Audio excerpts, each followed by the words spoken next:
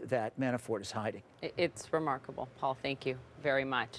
Joining us now to talk more about this, Democratic Congressman Denny Heck. He sits on the House Intel Committee. Good morning to you. Thank you for being here. Stunning news this morning that I want to present to you. You just heard it.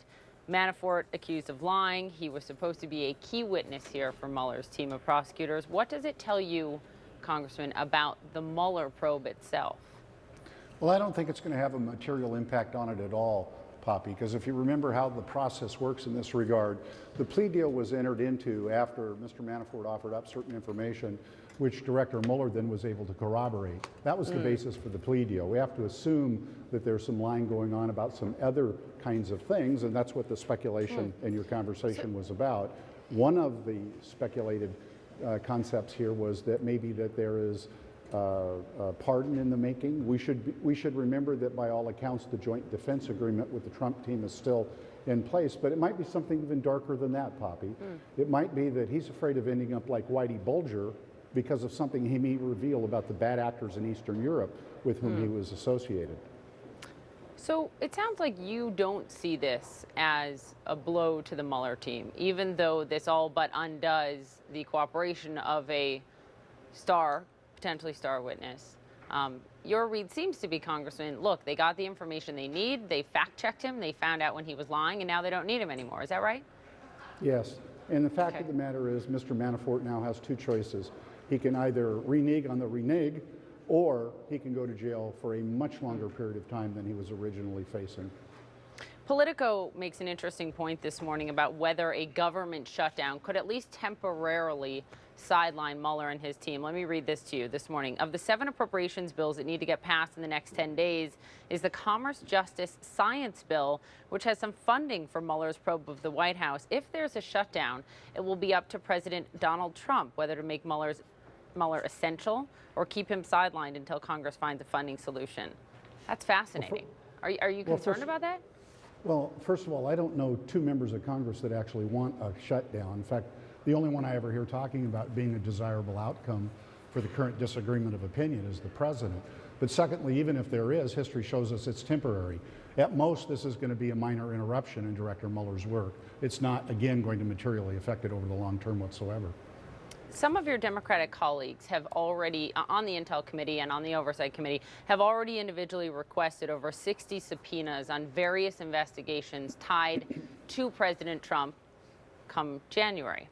Have you requested any, and if so, on what?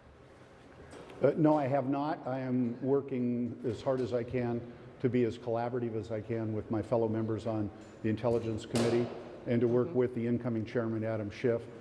I support fully his chairmanship of this committee and his indication that what he would like to pursue is some of the financial entanglements that then Mr. Trump may have had with Russian actors and others.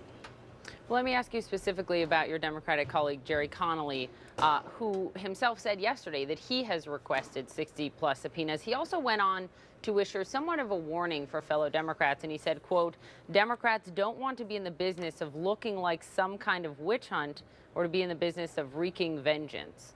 Are you worried, as he appears to be, about the optics there? So I think we have an Article 1 constitutional responsibility to provide a check and balance on the president. But again, as I think I've said to you on this very program, Poppy, I think we can walk and chew gum at the same time. We also have a responsibility, for example, to step up and begin to deal with the things like the massive layoffs in GM in Michigan, in Ohio, and other places. Those are the kinds of things that I think Americans want us to focus on. The disappearance of our manufacturing base, despite the fact that the president was in Lordstown, Ohio, not too long ago, right near one of these plants that is scheduled to be closed, bragging that manufacturing was back in America. Clearly, we have more work to do, and I think that's what Congress ought to be spending its time on.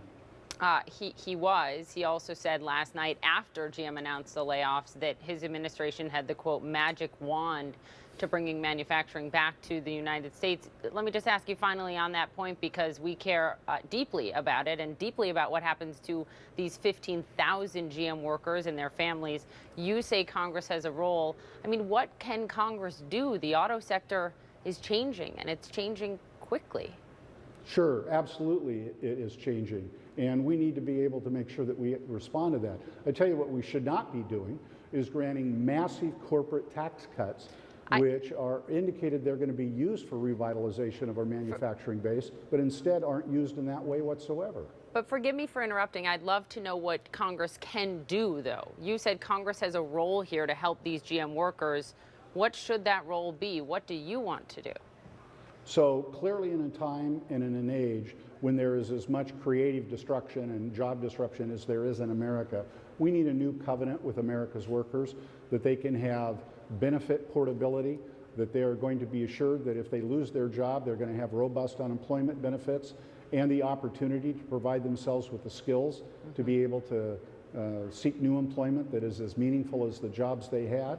One of the things we learned during the last hollowing out of the manufacturing base is a lot of very good middle-class jobs, you know, the kinds of jobs where you could send your kids to college and buy your home.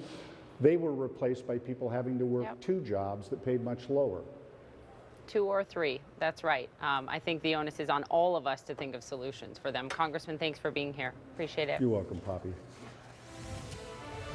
This breaking news.